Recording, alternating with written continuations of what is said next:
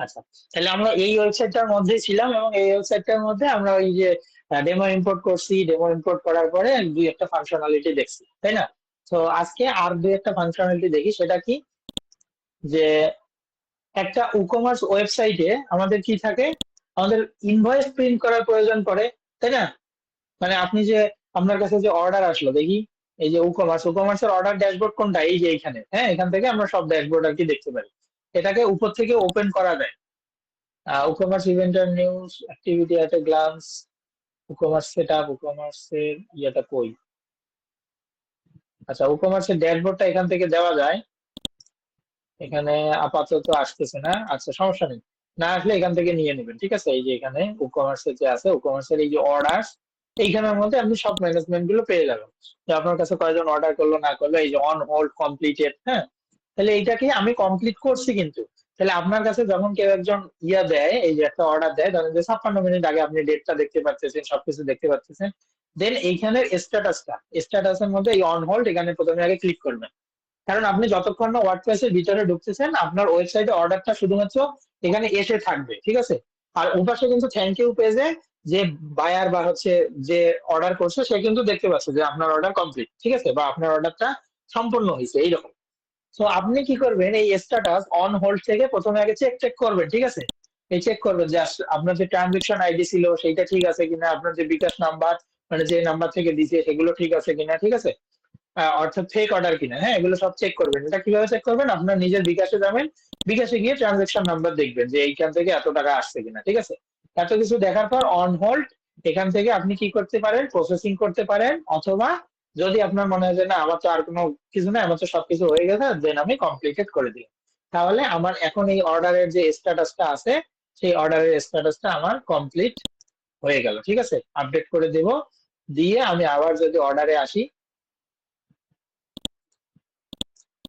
যদি অর্ডারে আসি, তাহলে আমি অর্ডারটা দেখতে পারবো যে কমপ্লিট, ঠিক আছে? তার মানে এই পুরো এন্ডটা আমার হাতে, হ্যাঁ।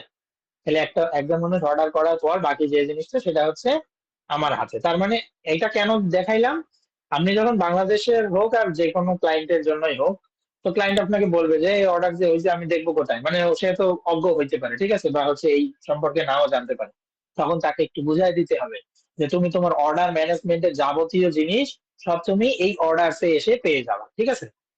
এবং এরকম এগুলো হচ্ছে খুব ভালো প্র্যাকটিস, সেটা কি, আপনি যখন একটা ক্লায়েন্টের ওয়েবসাইট তৈরি করে দিলেন, ওয়েবসাইটের মধ্যে কোথায় কি আছে নাই, মানে বেশিরভাগ সময় ই-কমার্স ওয়েবসাইটের ক্ষেত্রে, তখন একটু ছোট্ট ভিডিও যদি করে নেন, ঠিক আছে, 5 মিনিট 7 মিনিট বা 10 মিনিটের একটা ভিডিও যদি করে ক্লায়েন্টের সাথে পাঠান, তাহলে ক্লায়েন্ট এটা খুব খুশি হয়, ঠিক আছে, আচ্ছা সে তো আমাকে বুঝাই দিছে যে কোথায় কি করতে হবে না করতে হবে, ঠিক আছে?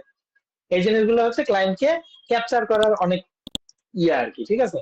ক্যাপচার করার কি বলে, নিনজা টেকনিক, হ্যাঁ।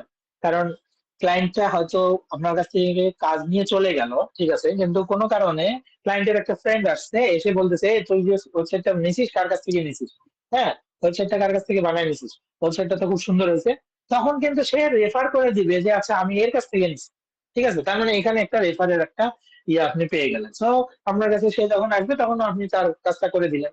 সো এইভাবে হইতে পারে, ঠিক আছে? তো এই জন্য ক্লায়েন্টের সাথে সবসময় ভালো সম্পর্ক রাখা উচিত, হ্যাঁ। আচ্ছা, তো এইখানের মধ্যে একটা জিনিস জাস্ট আমি দেখাবো, সেটা হচ্ছে কি, আমি যখন এই যে কম্পিউটারে গেলাম না, তো আমার এখানে তো একটা প্রিন্ট করার প্রয়োজন পড়বে, নাইলে আমি পাঠাবো কিভাবে? আমি শিপিং অ্যাড্রেস বা এই যে এই জিনিসটা, এই যে বিলিং অ্যাড্রেস আর শিপিং অ্যাড্রেস, তাই না? এটা যে একটা প্রিন্ট করার একটা অপশন আমি এখানে চাচ্ছি, ঠিক আছে? তো এইটা কিভাবে করব, এটার জন্য আমার একটা প্লাগ ইন লাগবে। তো প্লাগ ইনটা ইনস্টল দিলে আমার এই কাজটা হয়ে যাবে, এটা ইজি। তো আমি কি করব, অ্যাড নিউ প্লাগ ইন এই অপশনে ক্লিক করব।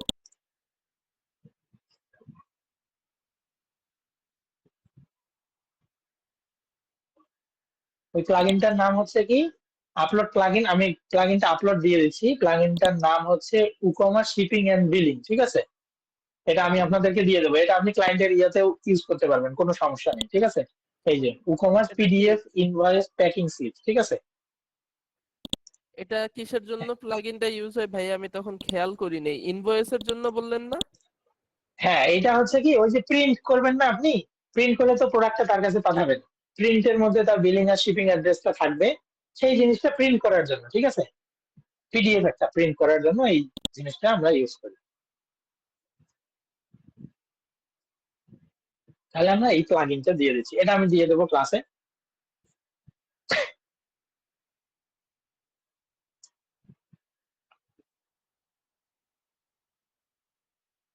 আচ্ছা, সাকসেসফুল অ্যাক্টিভেট প্লাগইন।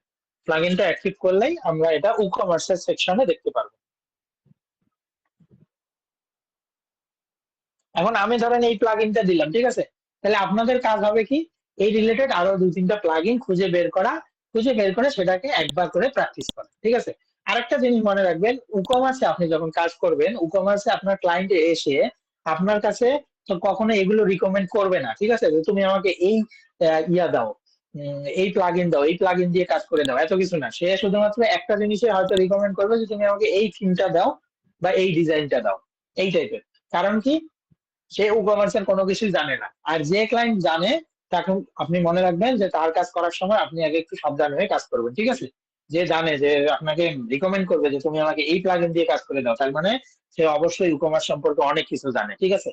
আচ্ছা, তাহলে ওইটাকে আমরা তো অ্যাক্টিভ করছি অলরেডি। এই যে PDF invoice and packing sheets, এখান থেকে সেটিংস থেকে আমরা যাইতে পারবো, অথবা কি এই যে ই-কমার্সে আসলে এই যে পিডিএফ ইনভয়েস আমরা পেয়ে যাবো। তো পিডিএফ ইনভয়েসে চলে যাবো।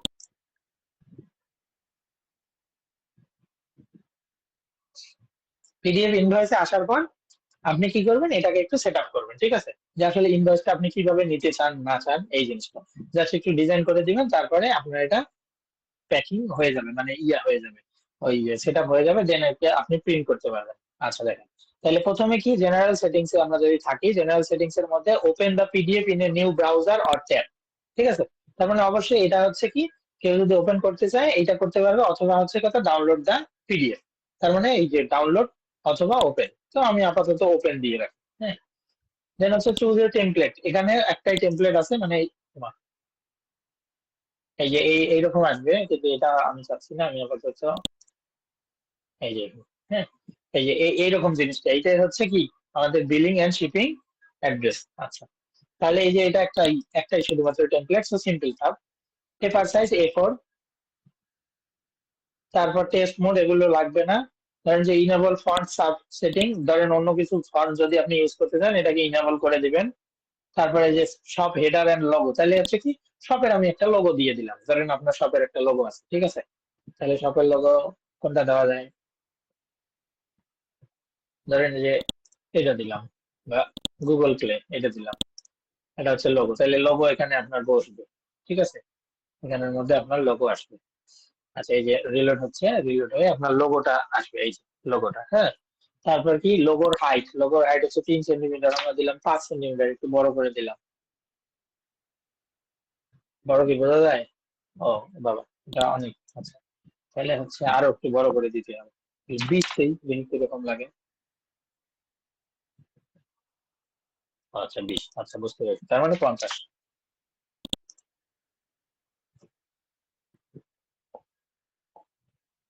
আচ্ছা ঠিক আছে। তারপর শপের নেম, ধরেন শপের নাম নেম আমি এখানে দিয়ে দিচ্ছি, ঠিক আছে?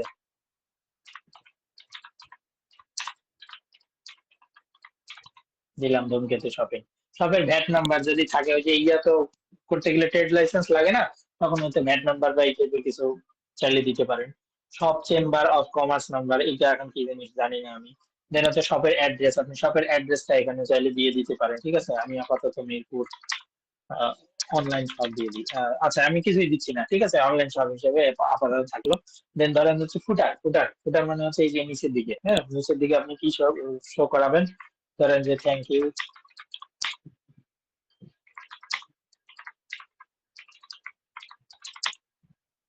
ঠিক আছে?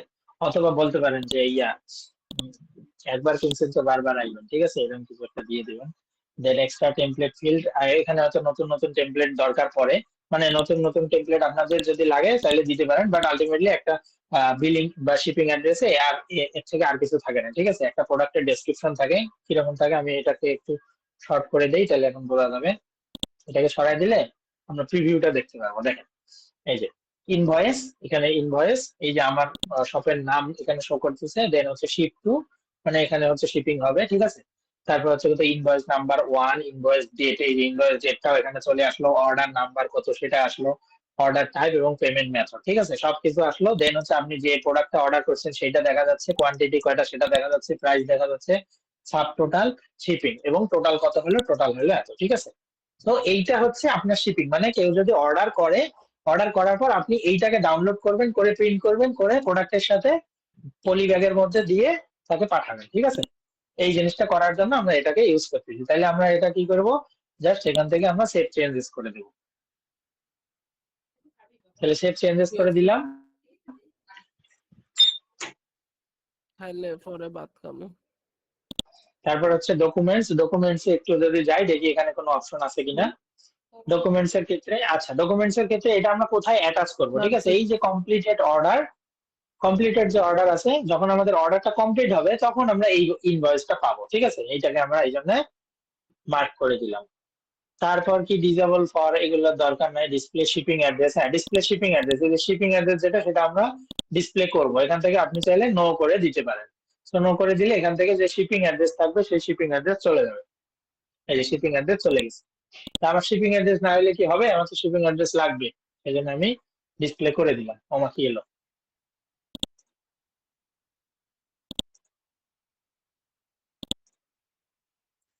নেটের সমস্যা নাকি, নাম দেখায়, অলওয়েজ দেই।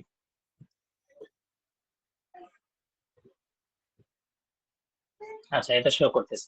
দেন দেখেন ডিসপ্লে ইমেল অ্যাড্রেস, ওই যে আমরা শপের ইমেল এখানে আছে, এই যে ইমেল, হ্যাঁ। তারপর হচ্ছে display phone number, display customer notes, কাস্টমারের জন্য আপনি যদি কোনো নোট রাখেন চাইলে সেটা, ঠিক আছে, ওই যে আমরা এক্সট্রা কিছু ফিল্ড দেখলাম সেগুলোতে। দেন হচ্ছে ডিসপ্লে ইনভয়েস ডেট, অবশ্যই এটা তো লাগবেই, ঠিক আছে, ইনভয়েস কবে ক্রিয়েট হয়েছে সেটা তো লাগবে। ডিসপ্লে ডিউ ডেট, এটা লাগবে না। তারপর হচ্ছে ডিসপ্লে ইনভয়েস নাম্বার, এটাও লাগবে, ঠিক আছে। তারপরে যে সাফিক্স প্রিফিক্স এগুলো যদি কিছু অ্যাড করতে চান এগুলো অ্যাড করে দেখবেন কোথায় কি হয় না হয়, এগুলো দিয়ে সব কিছু আপনারা চাইলে দেখতে পারেন। এই যে ম্যানুয়াল অন মাই অ্যাকাউন্ট, এত কিছু দিয়ে আপনারা সেভ চেঞ্জেস করবেন।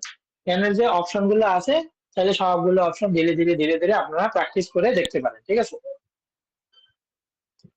দেন অ্যাডভান্সে যদি আসি, অ্যাডভান্সের মধ্যে তেমন কিছু নাই, অ্যাডভান্সের কোনো কাজ নাই। আর হচ্ছে আপগ্রেড, আপগ্রেড তো আমাদের এটা করতে হবে না, ঠিক আছে।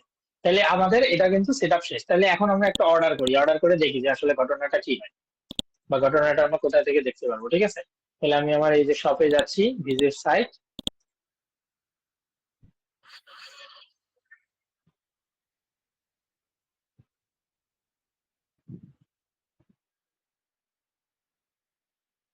তাহলে ভিজিট সাইট থেকে ধরেন একটা প্রোডাক্ট অর্ডার করি,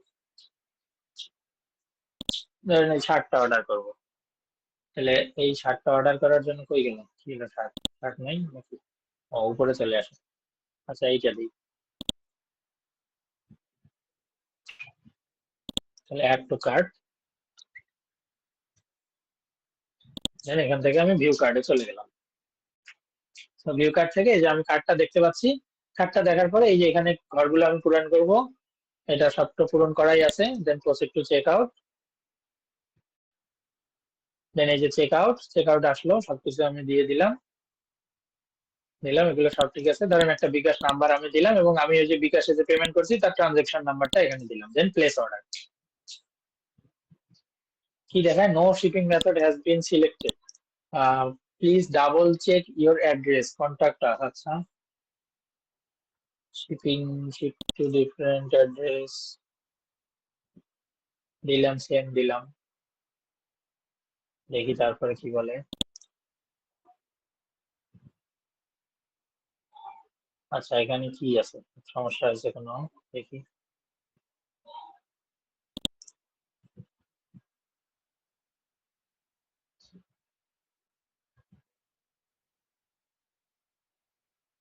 বাংলাদেশ, ঢাকা, ঢাকা ঠিক আছে না, নাকি আমি মিরপুর দিতে হবে,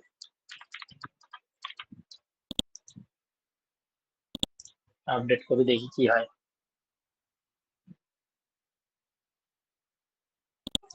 proceed to check out,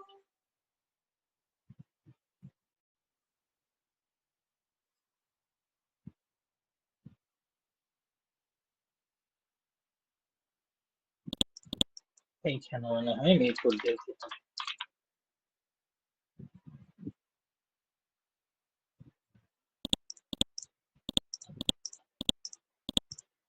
place ভাই অর্ডার। উপরে দেখলাম একটা ম্যান্ডেটরি রিজিয়ন ছিল, ওটা কি? এইটা এটা তো না কুপন না, কোড, একটু নিচে। এখানে তো দেখাচ্ছে নো শিপিং মেথড দেখায় কেন জানি এটা। রিজিয়ন ভাই, না না, ওই উপরে যে যে একটা ভাইয়া রিজিয়ন সেম দেখলাম প্রবলেম ম্যান্ডেটরি। ফেস করতেছি চেক আউটে, বুঝছেন এই ভাইয়া? যে ওটা দেওয়া আছে। মানে ভাইয়া সেটিং এ যে আইডি দিতে হয় নাকি অ্যাডভান্সে? হ্যাঁ সেটিং এ গিয়ে অ্যাডভান্সে আইডি দিতে হয় নাকি চেক আউটে? ওটা আইডিটা কোথায় থেকে পাবো? আইডিটা হচ্ছে আপনি যে পেজ ক্রিয়েট করলেন না, জি। সেই পেজটাকে চেক আউটে আপনি ধরাই দিবেন, কিন্তু এখানে শিপিং মেথড কাজ করে না। প্লাগ ইনের সমস্যা আছে নাকি? No shipping method has been selected, please double check your address. আছে শিপিং মেথড, দেখি একটা শিপিং মেথড তাহলে সিলেক্ট করে দিয়ে আসি। সেটিংস এ যাই, সেটিংস থেকে অ্যাডভান্স। আচ্ছা এই যে আপু যেটা বললেন কার্ট পেজ আর চেক আউট পেজ, এই যে আপনি যে পেজ গুলো ক্রিয়েট করছেন এটা এখানে এইভাবে ধরাই দিবেন, তাইলে হবে। আর দুই তিনটা থাকে তো ভাইয়া, ওইটা ইয়ে করলে ড্রপ ডাউন করলে দুই হ্যাঁ তিনটে দেখা যায়, তখন কি করে দুই বুঝবো তিনটা যে থাকে না, হ্যাঁ দুই তিনটা থাকে না, আপনি ওটাকে ওপেন করবেন, ওই যে এডিট এডিট অপশন পাবেন, এডিট থেকে ওপেন করবেন, এডিট করে দেখবেন যে আপনার কোনটা। একটু দেখান তো ভাইয়া কোনটা, মানে বুঝতেছি না। আচ্ছা ধরেন এখানে কার্ট নিউ দেওয়া আছে, হ্যাঁ আমি পেজে এসে যাই, ধরেন এই যে একটা কার্ট নিউ, কার্ট লালা, ঠিক আছে এরকম দুইটা, ধরেন যে কার্ট পেজ আমার তাহলে দুইটা, এখন আমি কোনটা শো করাইতে যাচ্ছি, কার্ট পেজ বা ধরেন যে check out page. Check out page কয়টা? চেক আউট পেজ ধরেন একটাই আছে। আচ্ছা এই যে কার্ট যেটা আছে সেটাকে আমরা কি করবো, এডিট উইথ এলিমেন্টর, হুম। আর হচ্ছে ধরেন এইটাতে এডিট উইথ এলিমেন্টর নাই, মানে এটা আমি অলরেডি এডিটই করিনি, ঠিক আছে। তো তাও ওপেন করি, ওপেন করে আমি একটু দেখি যে আসলে আমি কোনটা এডিট করছি। আর কিভাবে চেক আউট পেজ বানাবেন বা কার্ড পেজ বানাবেন সেটা কিন্তু দেখাইছি। জি।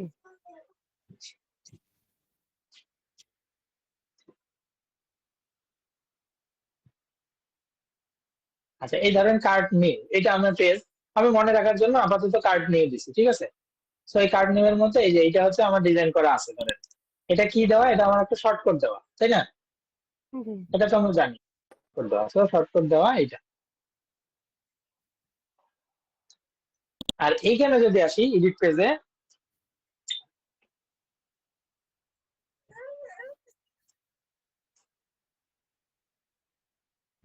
এই এডিট পেজ দেখেন আসেই না, ধরেন যে আসছে, ঠিক আছে, কিন্তু আমি এইটা ধরেন যে চাই না, হ্যাঁ, তাহলে হচ্ছে আমি এই যে কার্ট লালা যে পেজটা আছে এইটা আমার দরকার নেই। তো এইটাকে আমি ধরাবো কিভাবে? এখন আসেন এই যে ই কমার্সে যদি আসি, এখানে আপনি লিখবেন কার্ড, লিখবেন কার্ড, লিখে একটু অপেক্ষা করবেন, দেখেন এই যে কার্ড নিউ, কার্ড লালা, আরো যে কিছু দুই একটা পেজ এরকম আসছে, তার মানে আমি তো এইটা এডিট করি নাই, যেটা দেখাতে চাইছি, ঠিক আছে। কোনটা তো দিব এই যে না? এটাকে আমি ধরাই দিই, বুঝছি। ঠিক এইরকম ভাবে চেক আউট পেজ আমরা তৈরি করে নিয়েছি। তাহলে চেক আউট পেজে আমরা এভাবে এসে ধরাবো, ধরেন যে চেক আউট আপনারা একটু লিখবেন,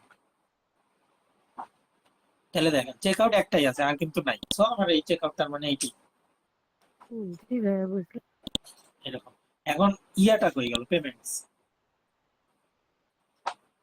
কোন একটা ইরর দেখাচ্ছে, হ্যাঁ ইররটা দেখি। বিকাশ ক্যাশ অন ডেলিভারি এটাও একটু অ্যাড করে দেই, তাহলে মনে হয় এই ঝামেলাটা যাবে, দেখি।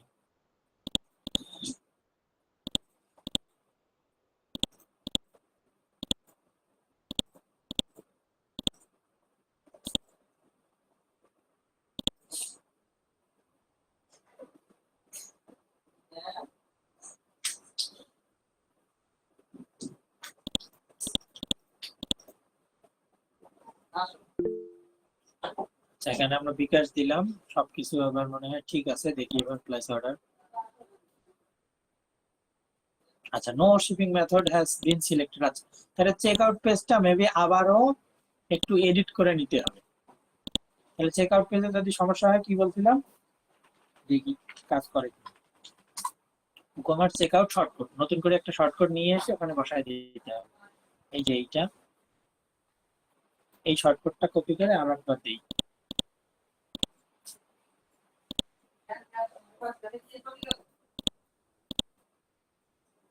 এই যে আপু এখানে দেখেন, এই যে চেক আউট পেজ, হ্যাঁ ধরেন আমি এই চেক আউট পেজটাকে ডিলিট করলাম, জি ভাইয়া, ওখানে কোডটা বসাই এখন দিতে নতুন হবে। একটা পেজ নেব। আমার কথা শুনতে পাচ্ছেন? শুনতে পাচ্ছি ভাইয়া, জি শুনতে পাচ্ছি। আচ্ছা, ধরেন যে এখন আমি একটা নতুন পেজ নেব, এই নতুন পেজটাতে ও নাম দিয়ে কোডটা ওখানে বসাই দিতে হয়, এই তো। হ্যাঁ হ্যাঁ মানে ওই পেজটাকে প্রথমে আগে ধরায় দিতে হবে, হ্যাঁ এটা আপনি এলিমেন্টর দিয়েও এডিট করতে পারেন, এমনিও করতে পারেন। তো ধরেন আমি এলিমেন্টর দিয়ে এডিট করি, তাহলে এখন একটা উইজেটও শেখা হয়ে যাবে, শর্টকাটের উইজেট। এই যে চেক আউট, সো আমি এখানে কি করবো, একটা শর্টকাট আনবো।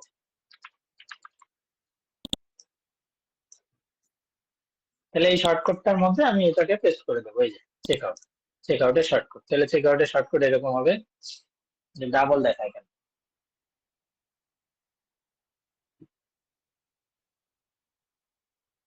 আচ্ছা ডিফারেন্ট অ্যাড্রেস দুইটা আছে তো একসাথে, এই জন্য। আচ্ছা শিপিং এন্ড, আচ্ছা ধরেন যে এইটা দিয়ে আমি পাবলিশ করলাম, এখন দেখি কি অবস্থা। কোডটা বসাই ভাইয়া দিতে হবে। পেজটা ধরায় দেয়নি ভাইয়া।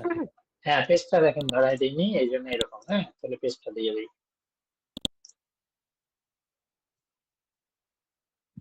তাহলে এই যে চেক আউট, আবার চেক আউট লিখতে হবে, এই চেক আউট ধরাই দিলাম। ওই পেজের পেজের জন্য নামটা যেটা তৈরি হয়ে গেছে, হ্যাঁ সেটা অটো চলে আসবে। এই যে চেক আউট ওয়ান, এইটা, এটাকে আপনি সিলেক্ট করলে অটো নিয়ে নেবে 4590, ঠিক আছে।